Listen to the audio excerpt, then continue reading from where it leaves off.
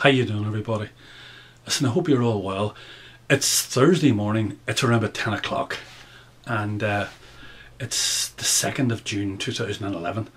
And I want to make this little video as a sort of a riposte to someone. It's basically an extension of the previous video, which dealt with Elizabeth Guelph's visit to Ireland, the Queen of England. She was here for about a week, and after she left, the following Monday, Barack Obama came here, the President of the United States, the greatest republic in the world, and the biggest industrial power in the world. And it must have been slightly surreal for him, because he's the most powerful man in the world.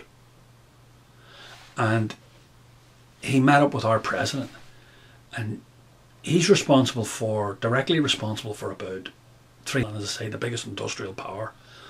And he met this woman who's responsible for 4.5 million. And it's one of the smallest industrial powers in the world. And it's bankrupt as well. The country she runs is entirely bankrupt.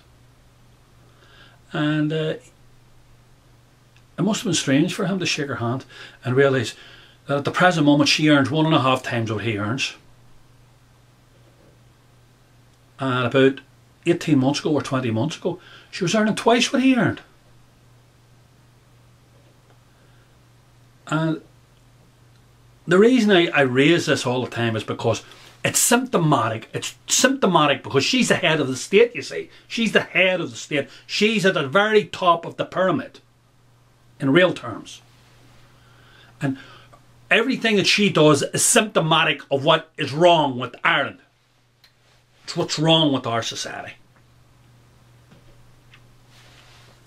Anyway, what happened was Barack Obama came here, and he addressed about 150,000 people down in College Green, which is right in the heart of Dublin City.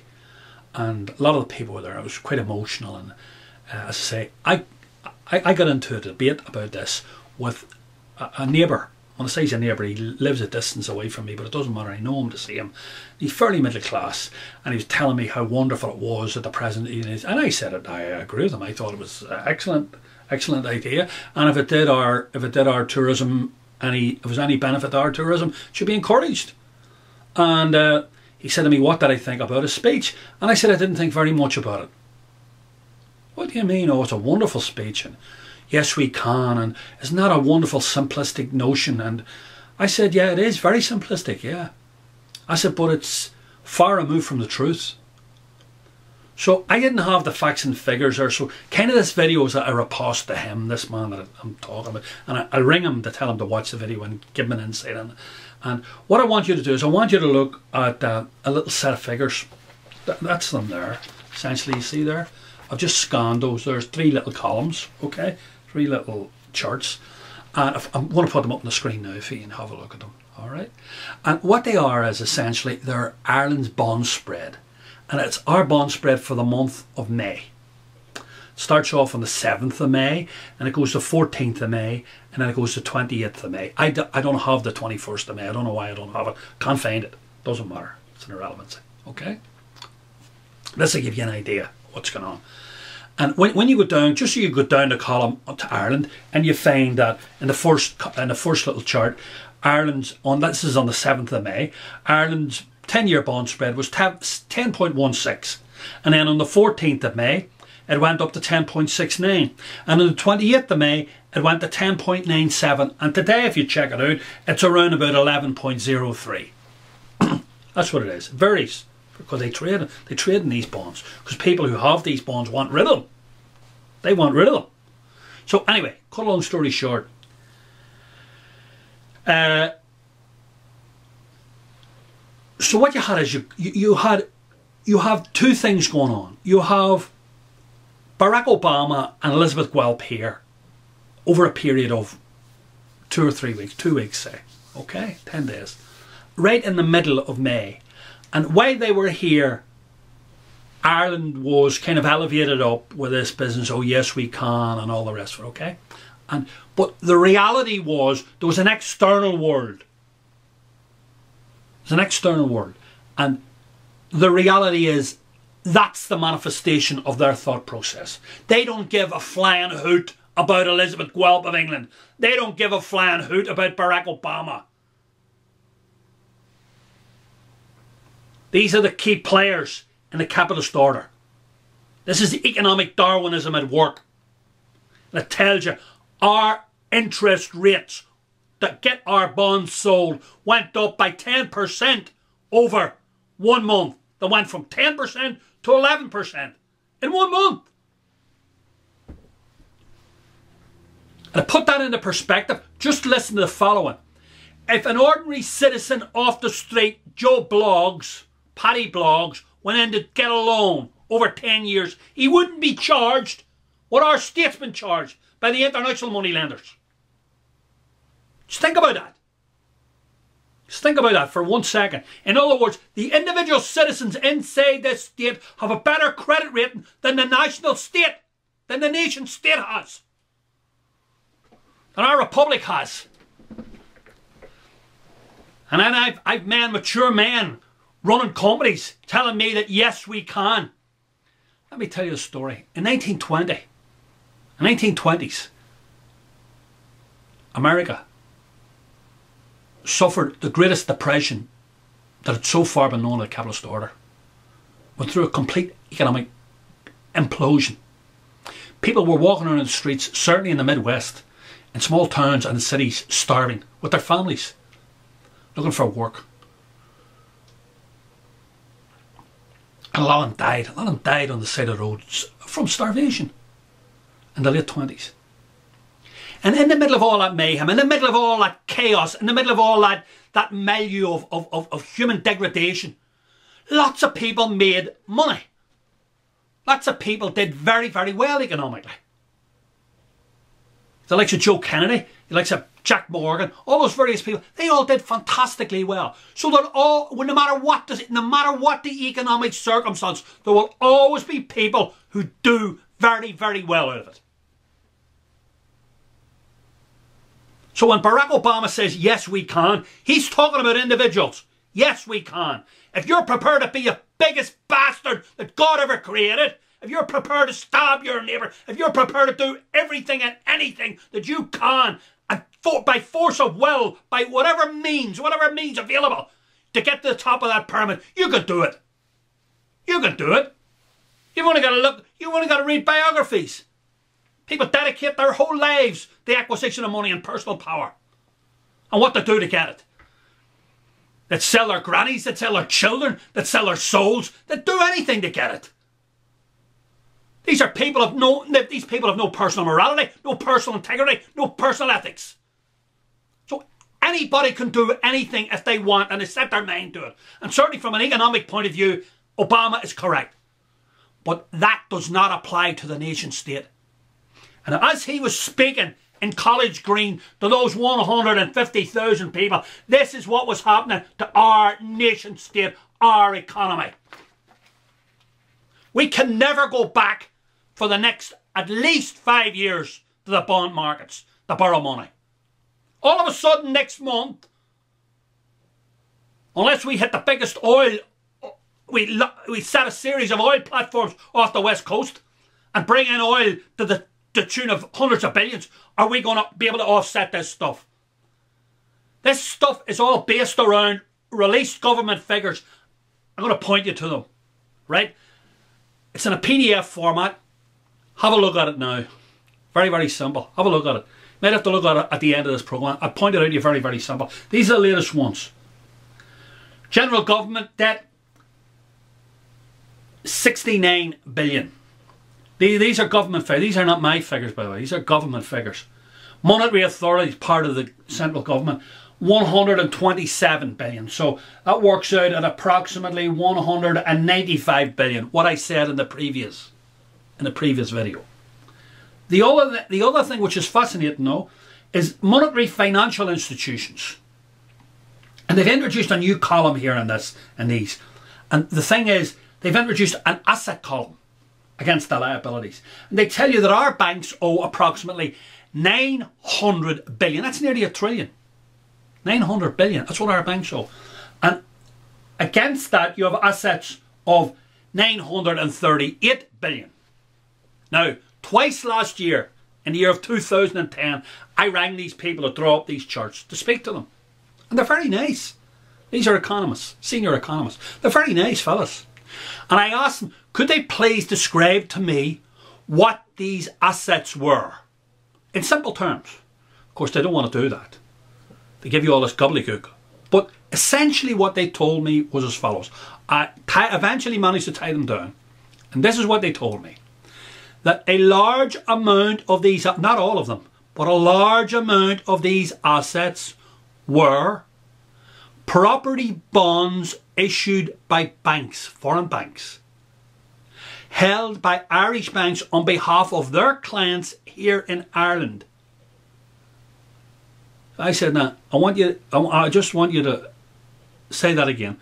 You're saying these are property bonds issued by companies and corporations and lending institutions throughout the world, but mainly from the United States. And they refer to property all over the world, but mainly in the United States. And our banks are holding them. I said, what you're really telling me is that these are collateralized debt obligations. Isn't that correct? These are CDOs. Why don't you say that? Why don't you write that down?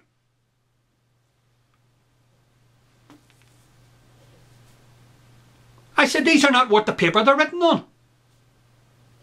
These are not worth the paper they're written on. You mean to tell me that you're given an asset value of 938 billion of these? The reality should be about a third of that. So, there was a deathly silence down the other end of the phone. I said, do you know what the second richest man in the world describes these things as? The second richest man in the world is Warren Buffett, the sage of Omaha. He describes CDOs and financial derivatives as weapons of mass economic destruction. That's what he describes them as. Unexploded economic bombs, atomic bombs. That's what he describes them as. And our banks are stuffed with them. And you're telling me that you're prepared to put them down on government, official government documents as assets, real assets? This is a joke. Anyway, that's where we are with that. So, as our state produces all this stuff, the people who issued these CDOs, their mates issued these CDOs, they know that these assets are not worth the paper that they're written on. That's why our bond spread has gone from 10.1 up to 11% in the space of 1 month. You can't make any of this stuff up.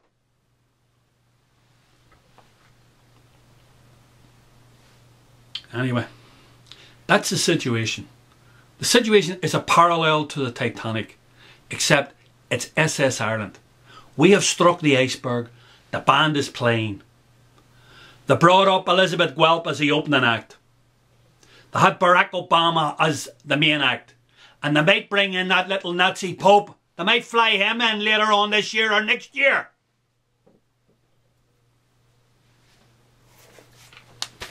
As one of the final acts. But it still won't matter. It still will not matter. Because the European Central Bank, we cannot go to the markets. The European Central Bank will still drip feed us money so that we can pay the money back through the circle to the European Central Bank again to keep the other European banks, to keep them from sinking. This is what this game is. They just don't give us that money to waste. Oh no. The money they loan us comes back in a circle to pay off our debt to the European banks that we owe the debt to. But the debt remains, the money that they give remains as debt on our books. None of this is going to get any better. None of these statements are getting any better. This is all getting a lot worse. And we're only that distance away from default. Just that, a hair's breadth away from default. And when it happens, it will be, what do you see what will happen? Wait till you see what will happen. You won't be listening to somebody raving on like me. We will have, all of us will have major, major problems.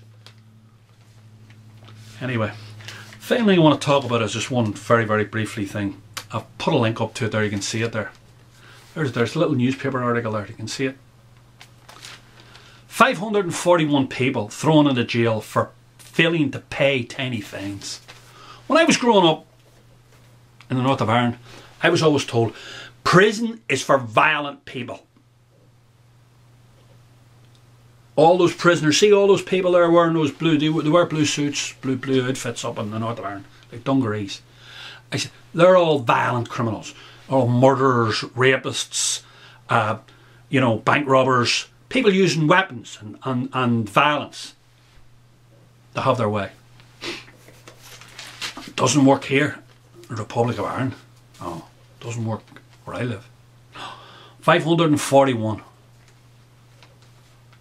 Parking fines. That's what they're sent to jail for. Non-payment of parking fines. And not paying their television licence.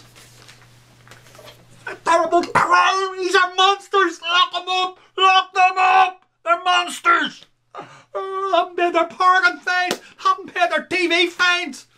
Pat Kenny won't be able to sleep tonight! Marianne Finucane will have to get another mass set or whatever! My God, it might affect their salaries! My God, this is dreadful! This is awful! What a world. 541 people with prison have been sent to prison.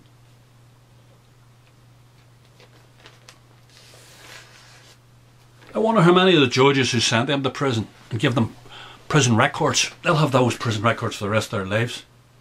I wonder how many of those judges, there's 29 of them I believe, out of the 147 of them, haven't paid any levy or haven't taken any reduction in their wages. It'd just be interesting to see how many of those people were sent to the pokey by those same judges. That'd make for an interesting reading. Now, I can't get that information, but if I had that information, I'd publicise it. But these newspapers are all too terrified to publish that. They'd be all too terrified, you see. Because you know what happened? You'd be up in front of one of those judges for contempt. You get 6 months at the drop of a hat. That's the republic we live in. Ordinary people, ordinary little people are fucking squashed every day. Put him in a pokey, hasn't paid his fucking parking fine. Put him in a pokey, hasn't paid his television licence. It's alright to fucking rape the country. Yeah, fucking billions. There's what we owe. There's what our banks owe. 891 billion. Our general government owes 89 billion. And our monetary authority was 127 billion. You couldn't make this stuff up. You couldn't make it up. I tell you something. It's a long road that has no turning. And when this road turns, whoa boy, you better be prepared for what's going to happen.